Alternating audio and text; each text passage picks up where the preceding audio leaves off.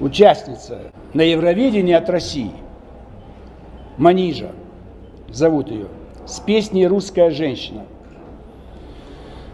Ну, там вот такие слова есть. Я не уверен, что это очень хорошо для поднятия авторитета русской женщины и вообще России. Ее выбрал. Я не знаю, чем они мотивировались, а? Типа голосование было. Ну, а кто это, как голосует? Можно подделать. Подделать могли это. Кошмар.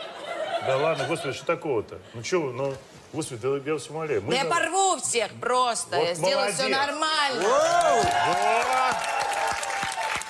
До Манижа Рабинин, амара саргардон кардаст. Евровидение, амара саргардон кардаст. بسیاری ها یاد دختره که تاجیک دیدن نمیتونن. آفرین احسن دستری کنده کن باشه احسن برای اون که در تمام حالات از تاجیکیت خودش دست نمیگه. من تاجیکم در تاجیکستان تولد شدم در تاجیکستان تربیت یافتم های امروز شهروندی روسیه هستم چی حقیقت چه گفته است